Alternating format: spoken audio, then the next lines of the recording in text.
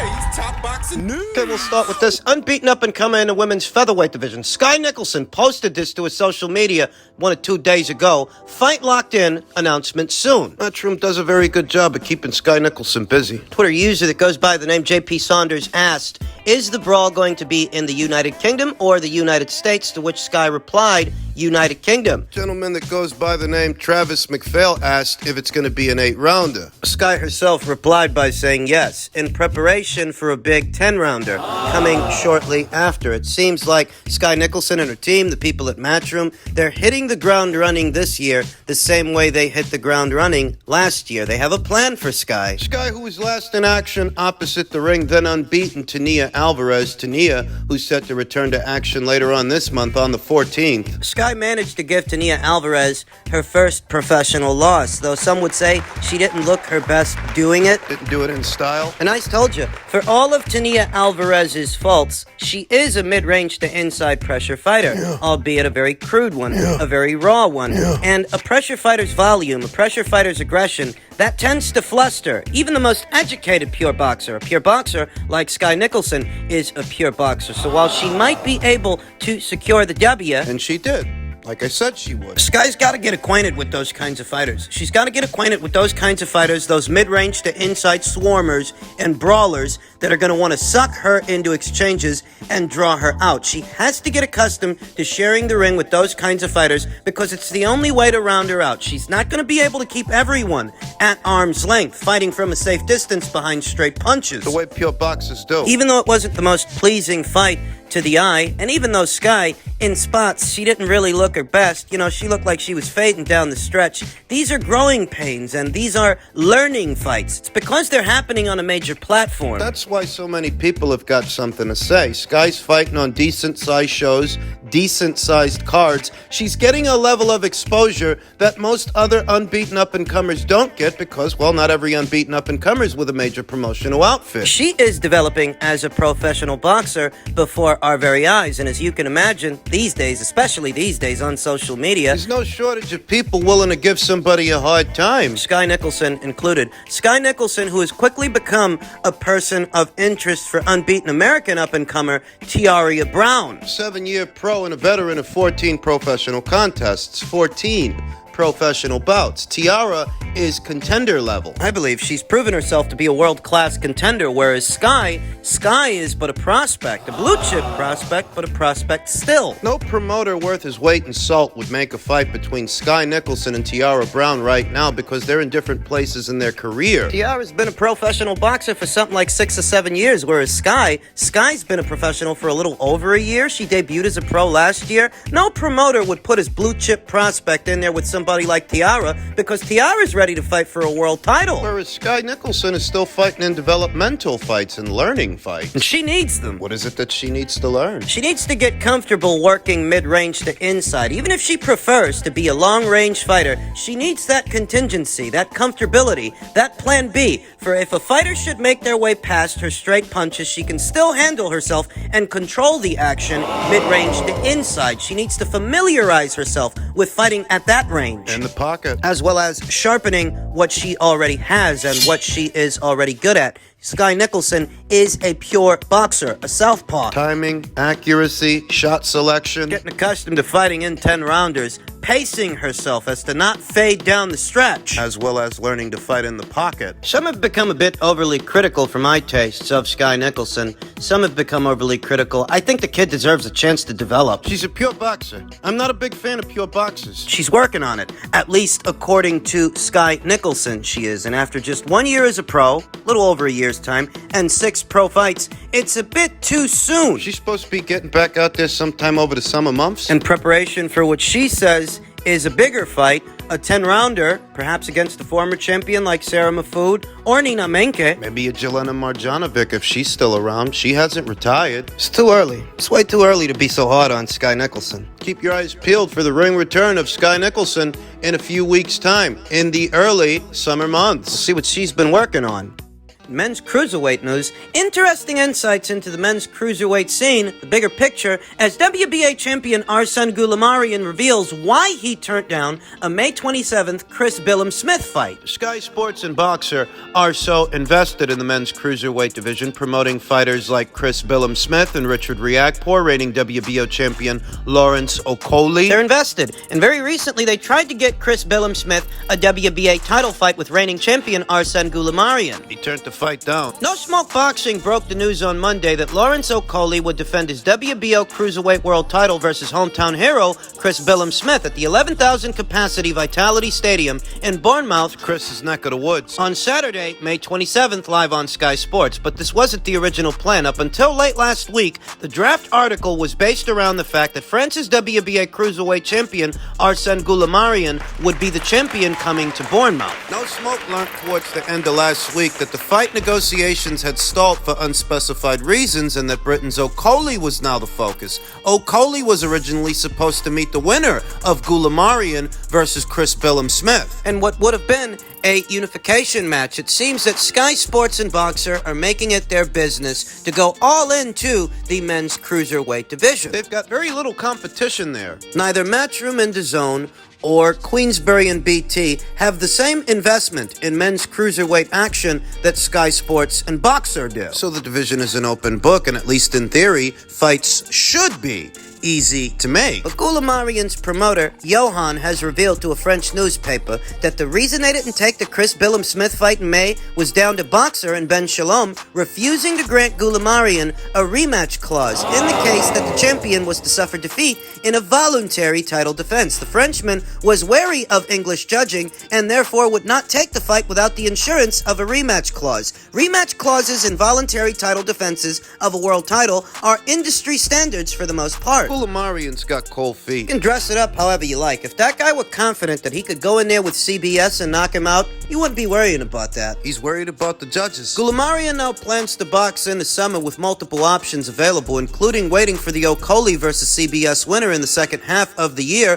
for a unification match. Though whatever other options he has on the table, I'm not sure they pay as much as this fight would have paid. And what other options are we talking about? Arsene Goulemarian is one of 4 champions in the men's cruiserweight division. There's Arsene Goulemarian holding the WBA. Badou Jack, newly crowned WBC cruiserweight champion Badou Jack, holding the WBC. Lawrence Okolie, holding the WBO. Australia's own unbeaten IBF champion Jay Opataya. He's got the IBF. In theory, fights at cruiserweight should be easy to make because the other promotional outfits, the major ones, Sky Sports and Boxer's competitors, they ain't got the same investment in that division that Boxer does. And yet, there are still problems. Chalk it up to Murphy's Law. Whatever can go wrong will go wrong. It all makes sense now because for my money, the fight between Lawrence and Chris, it did seem ahead of schedule, almost forced. I understood that they needed to get Lawrence Okolie back out there and get him back out there in a jiffy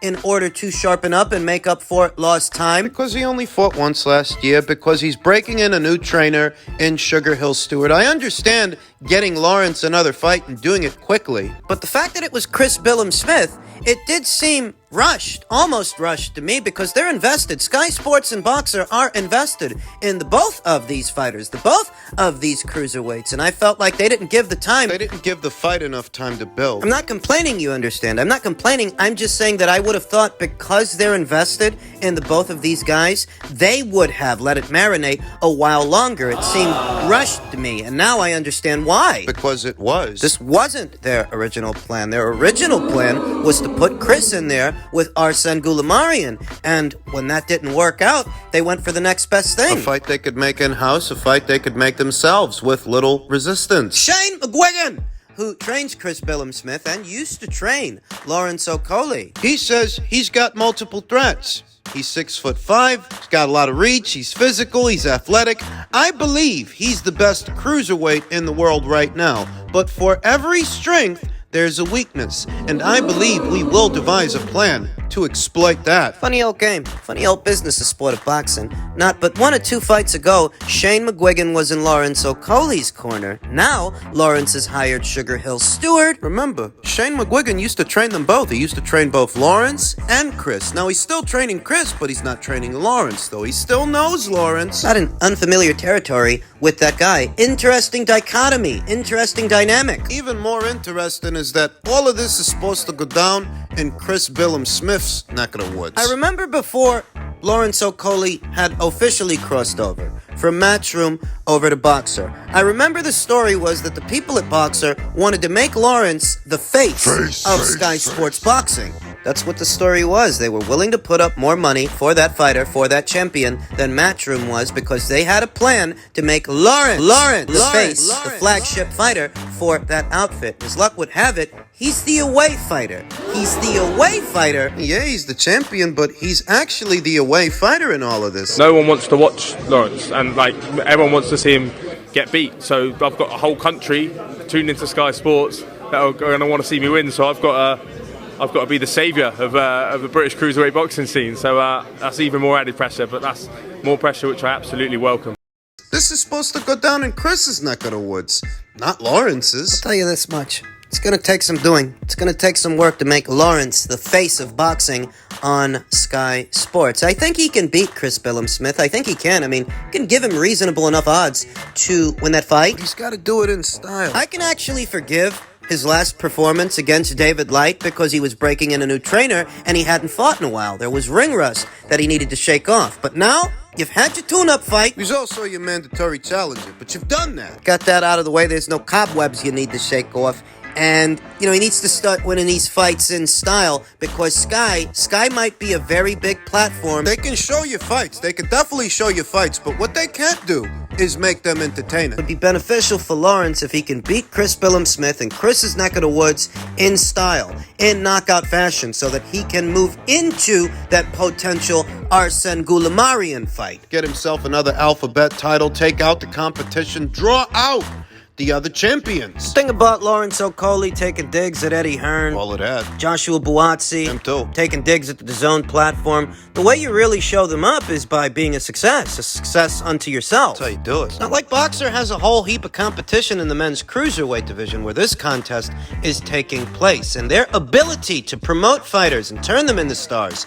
This is the arena. This is where that will be gay. Putting Lawrence in meaningful fights and, Lawrence delivering on his end, putting on meaningful and memorable performances. If you want to show up Eddie Hearn, that's how you do it. You offered the guy a lot of money, more money than Eddie was willing to pay him. You convinced him to cross over, but now that you've got him, you've got to promote him. Try to in such a way that you can do with Lawrence Okolie what Eddie Hearn did not. Now, Matchroom and Eddie Hearn, they got Lawrence to the WBO title. What are you going to get him to? Can you do one better and get him to undisputed? Can you turn him into a star? You got him now. You're a fighter now. You have so chosen to invest generously in the career of Lawrence Okolie. Can he get you a return on that? We'll see. Look for this late next month on the 27th. Finally, in men's junior middleweight news, reigning undisputed junior middleweight champion Mell Charlo believes a mega showdown against Canelo Alvarez is very much possible. No, it isn't. It was just yesterday we talked about how Jermel's entertaining an Errol Spence Jr. fight,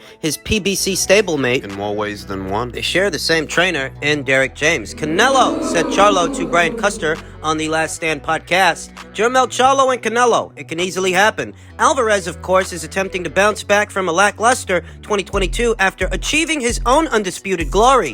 In 2021, the Mexican star would come up woefully short in his light heavyweight foray against Dmitry Bivol. To close out the year, Alvarez picked up a unanimous decision victory against Gennady Golovkin in a listless outing. Anxious to right the ship, the 33-year-old is officially scheduled to defend his IBF, WBO, WBC, and WBA super middleweight titles against John Rydier on May 6th. This fight don't go down. It don't happen. It was just the other day that Jermel Charlo said he had no intention of moving up from junior middle up to middle. Yesterday, we talked about how he's entertaining a Spence fight, but he's also entertaining a Canelo fight. This fight don't go down. Charlo, in the meanwhile, has a long list of confident challengers awaiting him. Next up for the newly crowned undisputed titleist at 154 pounds is a showdown against WBO interim title holder Tim Tszyu in late summer. offer. Although he's fully focused on taking care of business against the Australian up-and-comer, Charlo admits that if Alvarez were to come knocking on his door with a fight deal in hand, he'll quickly take him up on his offer. Of course he would. The reason Jermell Charlo is looking 2 divisions north of his own weight is because there aren't any money fights there. There aren't any money fights at 154 or at 160. You'll notice that he's come around to the idea of fighting Errol Spence Jr. You'll notice that he's entertaining the possibility of a fight with Canelo, who's 2 divisions north at super middleweight. He said, I would take that fight easily. I'll bet he would. Because there's a scarcity of money fights, cash fights, and high-profile fights in between 154 and 160 pounds. Now, Jermell Charlo, who I have a high opinion of, he's done what he's had to do to become the boss at 154. But aside from him,